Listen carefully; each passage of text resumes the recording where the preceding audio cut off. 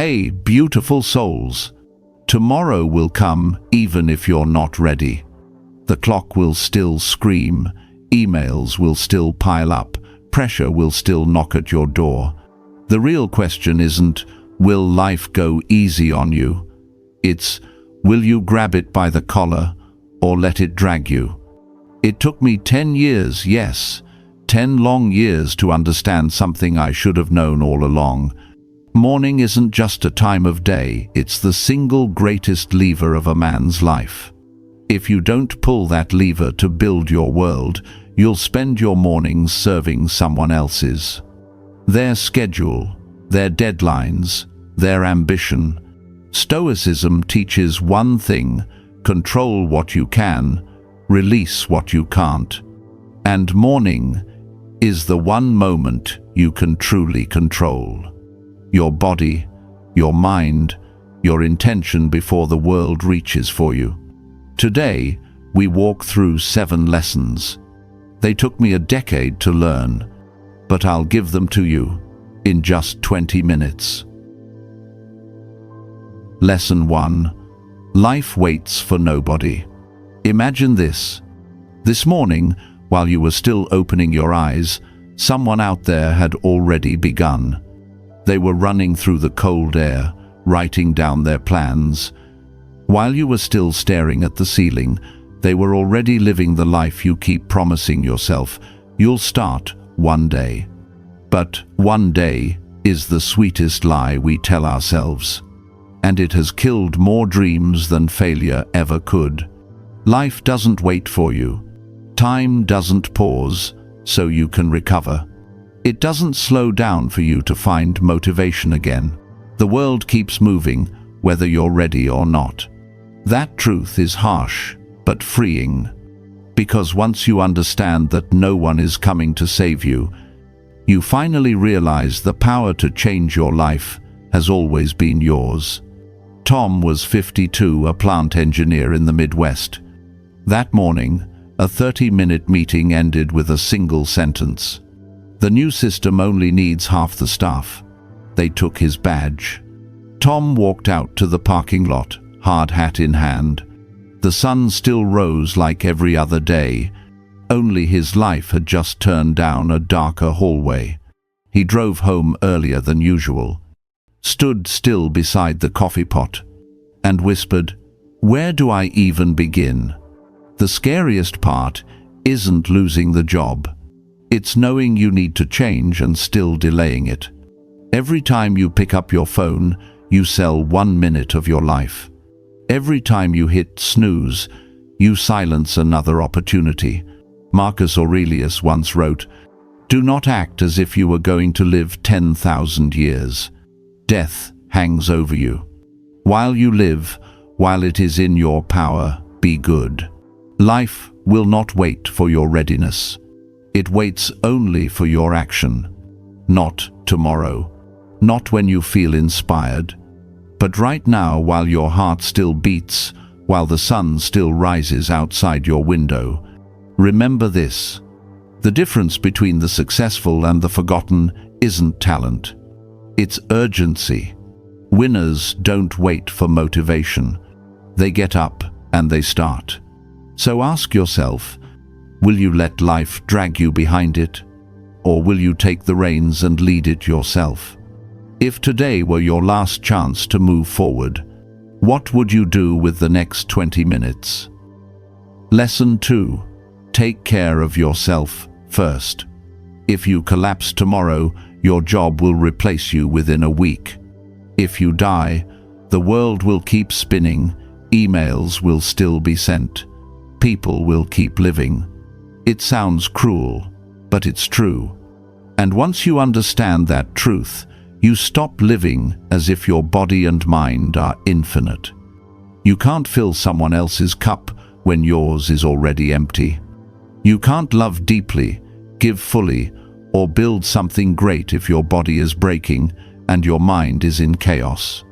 Epictetus once said, "Guard your mind like a fortress, for if it falls, everything else will fall with it." So, tell me, what does your morning look like? Do you wake up and grab your phone, drowning in fake smiles and filtered lives? Or do you sit up, breathe deeply, drink water, and prepare for the battle ahead? A person who begins the day with the world's noise becomes a slave to it. But a person who begins with silence commands their own. Self-care isn't selfish. It's responsibility.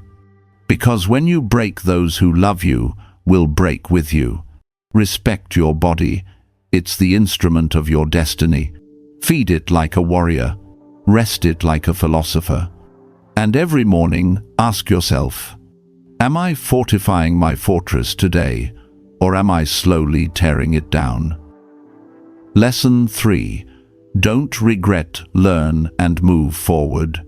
Regret is the quiet prison of the mind. It doesn't lock you behind bars, it locks you inside your memories. The ones you replay again and again, wishing you'd done it differently.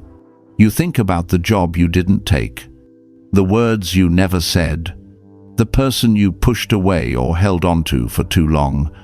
But hear this, the past doesn't exist anymore. It's only alive because you keep breathing life into it. Epictetus once said, "We suffer more in imagination than in reality." And he was right. The past can't hurt you unless you keep reopening the wound yourself.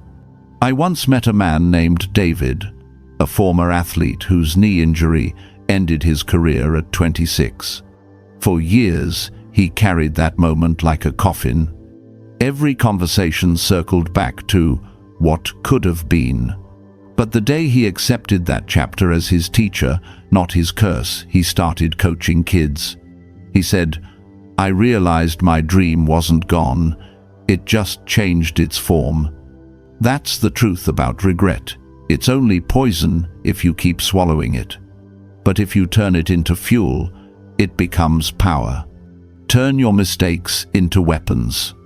Turn your losses into wisdom. Turn your pain into the fire that keeps you from repeating it again. If you loved the wrong person, love smarter next time. If you invested poorly, invest wiser. If you missed an opportunity, build the next one. Marcus Aurelius wrote, "What stands in the way becomes the way." Your pain is not a dead end, it's a map. It's showing you where not to go again.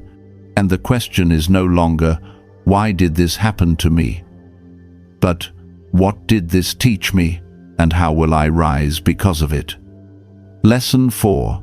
Build your dream or build someone else's. Every morning when you wake up, you're doing one of two things. You're building your dream or you're building someone else's. Ask yourself, are you living for what you believe in or just meeting someone else's KPI?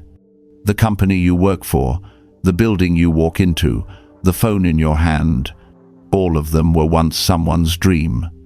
Someone who woke up earlier than you. Someone who worked while others slept. Someone who believed when everyone else laughed. And you, what do you do with your mornings? Do you scroll through the lives of others or pull your own future a little closer? Don't get it wrong, working for someone isn't a sin. The mistake is stopping there. It's forgetting your own dream while helping someone else build their castle. Marcus Aurelius once said, "A man's worth is no greater than the worth of his ambitions." If your ambition is comfort, you'll live a comfortable life. If your ambition is freedom, prepare to sacrifice everything for it. Building your dream doesn't mean quitting your job tomorrow. It means starting today. Spend just 1 hour each morning doing what ignites your spirit. Write one page, design one idea, learn one new skill. The smallest action today can rewrite your destiny 10 years from now. Morning is stolen time, sacred time, reserved only for those who respect it.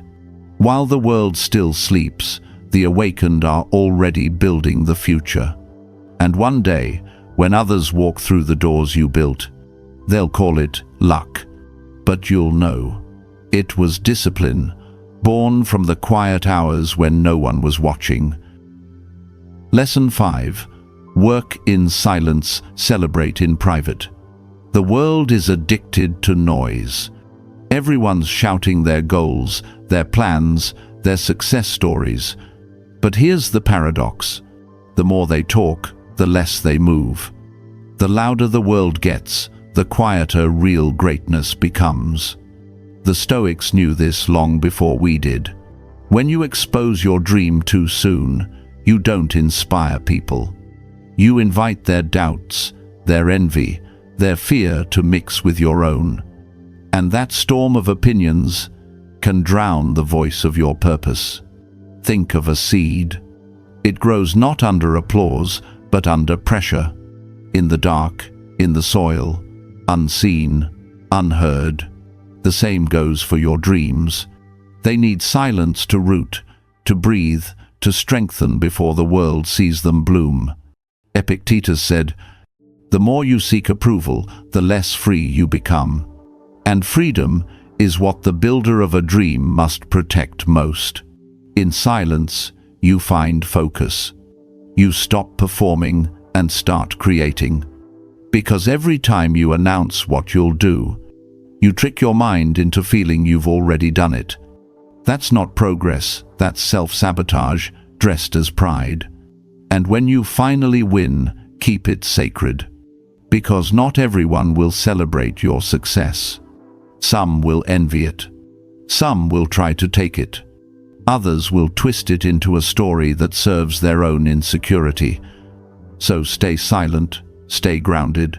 Let your results echo where your words never reached. When you build quietly, you forge your sword in darkness. And when the day comes to draw it, the world will hear its power before they ever see your face. Lesson 6. Listen only to the right voices. The world loves to talk. Everyone has an opinion. Everyone thinks they know what you should do with your life. But stop for a second. How many of them are actually living a life you admire? Marcus Aurelius once wrote, "The opinion of 10,000 men is of no value if none of them know anything about the subject." So why do you listen to them? Why do you let people who don't understand your dream decide its direction? Listen carefully. The ones who tell you don't do it are usually the ones who never dared. The ones who say it's too risky are the ones still living inside their fears. Don't let their small vision define the borders of your potential. Choose who you listen to as carefully as you choose who you love. If you want discipline, listen to the disciplined. If you want financial freedom, learn from the ones who actually built it. If you seek peace, observe those who radiate it. And, for the rest, silence them. Because not every voice deserves your attention. Loud doesn't mean right. Confidence doesn't mean wisdom. Noise doesn't mean truth. The most powerful voice you will ever hear is your own. Because only you know what battle you're fighting and why. Not every voice deserves to enter your mind. Filter them through 3 simple questions. 1. Does this person have the results I want? 2. Did they achieve it under circumstances similar to mine, my age, my path, my responsibilities? 3. What will this advice cost me, and does that sacrifice align with my values? If the answer to any of these is no, or I don't know, let that voice go quietly, firmly, completely. And every morning, before the world begins to shout, spend 10 minutes listening to the one voice that truly matters, the one inside you. It doesn't yell. It doesn't beg for attention. It simply whispers, "This is your path." Lesson 7. Life rewards consistency, not excuses. There's one truth most people never understand. Life doesn't reward explanations. It rewards repetition. You can say, "I'm tired. I don't have time." I'll start when I'm ready. But life doesn't keep a record of your reasons, only your results. Seneca once wrote, "It's not that we have a short time to live, but that we waste much of it." 1 page a day doesn't make a book, but 365 pages do. 10 minutes of exercise won't transform your body, but 10 minutes every morning for a year will. The difference between those who rise and those who fade isn't willpower, it's consistency. The world is full of people who start. Very few continue. Consistency is what shapes greatness quietly, patiently, relentlessly. And every morning, you're given the chance to practice it again. Set your non-negotiables. 5 minutes of meditation. 10 minutes of writing. 15 minutes of movement. It doesn't matter if you're tired. It doesn't matter if you're busy. It doesn't matter if you don't feel like it. Do it because it's no longer a choice. It's who you are. Every time you keep a promise to yourself, you lay one more brick in the fortress of trust. Every time you break it, you carve a crack in its wall. Discipline is self-respect in action. It's the quiet proof that you can depend on you. Don't let tomorrow become the funeral of your dreams. Start now, even small, because a single drop repeated enough times can carve through stone. Life doesn't care about your excuses, but it will always honor your consistency. Conclusion: The Morning Manifesto. Life doesn't wait for you. When you fall, the world keeps moving. Regret only wastes your time. If you don't build your own dream, you'll spend your life building someone else's. If you talk too much, you'll drain your power. If you listen to the wrong voices, you'll lose your direction. And if you keep making excuses, you'll repeat the same day again and again. But if you wake with gratitude, if you rise early and choose action, if you guard your body and mind like a fortress, if you learn from pain, build quietly, and stay consistent, then nothing and no one can stop you from becoming the strongest version of yourself. Every sunrise is a second chance, a clean slate to rebuild your life. You don't need your past, you just need one morning brave enough to begin again. Remember this: discipline, repeated daily, turns an ordinary man into a warrior. So tomorrow morning, when you open your eyes, don't rise with fatigue, rise with purpose. Say to yourself, today I don't wait. Today I don't delay. Today I don't ask for permission. I act. I build. I live. Because life doesn't wait for anyone, and neither should you. If this message reached you, if it stirred something inside, take a second to breathe, then commit. This journey doesn't begin in the future. It begins now. Like this video if it reminded you of your own strength. Subscribe and walk this path with us, one morning at a time. And drop this in the comments as your promise to yourself. I rise stronger every morning.